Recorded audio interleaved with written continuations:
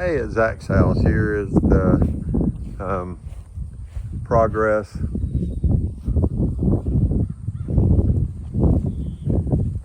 The first day I spray washed two sides, the west side and the north side, and feel like the south side and east side. But I have already started some, I don't know if I'm going to do up there, but I've already got some white started over there with primer and getting it good. Zach, hey, I'm at your house. I am letting you know what's going on next. This is the west side of the house. The windows, they need this thing called glazing, so we're gonna have to do that. That's all in next time. And all right, what I've done here is showed you an example of what needs to be done next. All this that has been scraped, and it has been scraped, except for the bottom part. And you should be able to tell, this is how you do it. You get this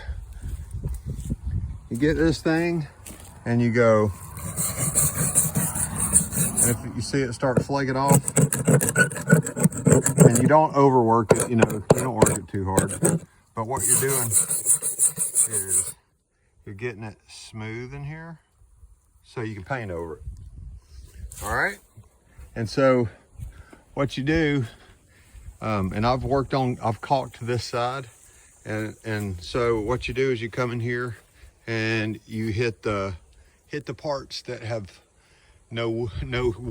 have bare wood or have a whole lot of cracks in them. So sorry I didn't, I don't know, I'm not sorry, but it takes more time than I had.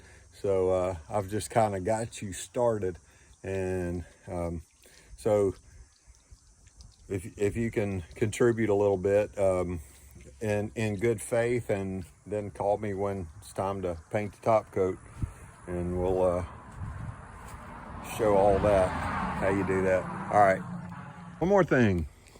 I went ahead and use that spray paint right there on the edges, so you don't even have to get close to that, because you do not want to touch this. It will kill you, or at least hurt, or at least make you feel tingly, and not in a good way.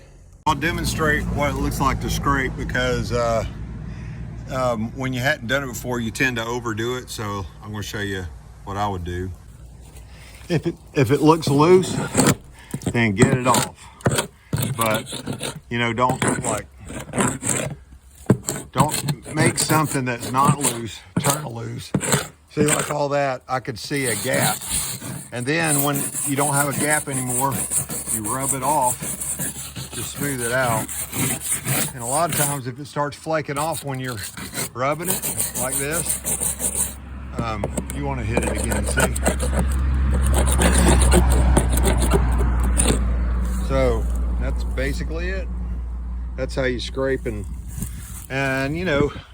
area like this shouldn't take you, maybe half an hour. And underneath things, this little part right here, it probably needs a little extra scraping, because stuff will just fly off of it. I don't know if you can see it.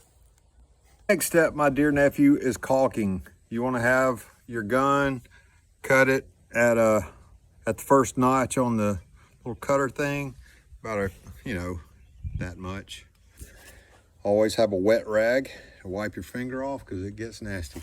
And then you can use your little spigot outside that's already leaking to wash it off very occasionally. Okay, so what you want to do is places like this where the boards butt up. I said butt. You always want to hit that, and you can see that they've already hit it before. And that's what, you kind of want to smooth it out with your finger. Get it all in the hole. I said get it in the hole. And then places like this, always, you know, get it all up. And we are using a special technique Jerry McMullen calls caulking the dog out of it.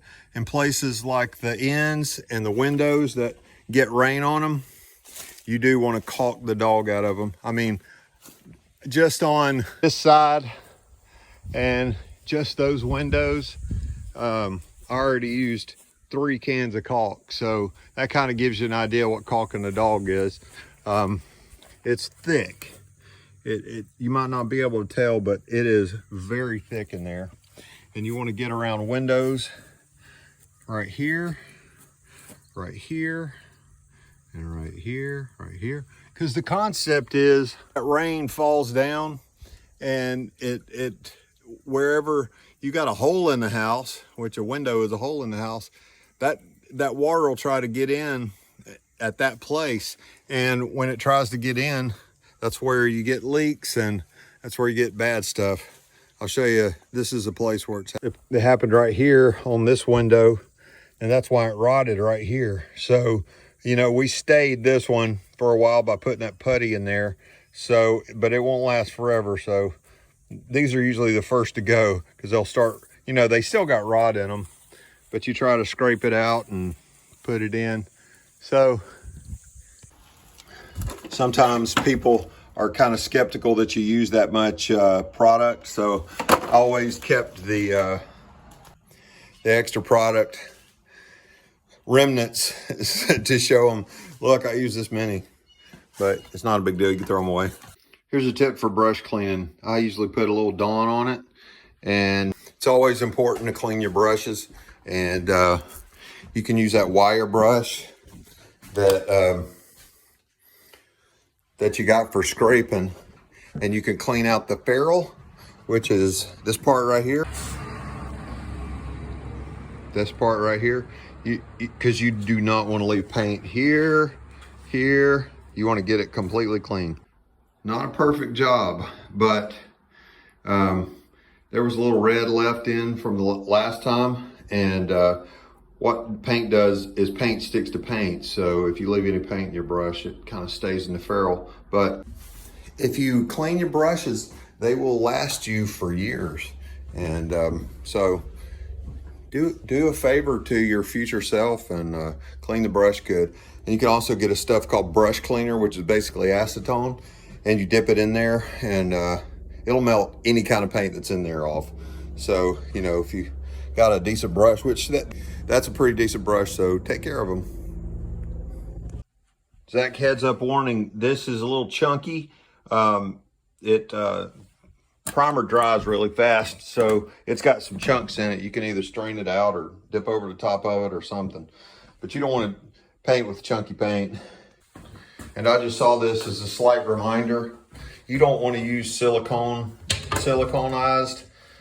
stuff on your house. So change that thing out with some of the other stuff that you got before you start a caulking. And I will tell you now, I did something that was improper. And if anybody says anything, you can say you hired a bad carpenter. But that place on your bedroom, let me show you what I did. I went ahead and filled it with foam just because I didn't have any wood to put into place because of time constraints. So I just put that great stuff there, and it's still wet, but you can trim it and you know, make it look like it was to shape like I can't even show you like I did, because you could trim it and it'll tighten up and be fine. So anyway, that's about it, man. I got this piece of wood off the corner here, and I just left it in place because that's proper to do sometimes, because that way you'll know how it was. Your implements of cleaning were left on your porch. Left your trash can out front because this is where I stopped cleaning up the paint flakes. So I was raking them up with that, and you see the difference. You don't see much paint flakes over there, but that's how it looks when you don't clean it up. And look how many paint flakes are in there. Wow. Additional note, all that paint that you got for the house, it's probably going to be better to keep it in the house until you're ready to use it, because yeah, it doesn't like heat that much, so keeping it relatively cool in the house is probably the best way to go.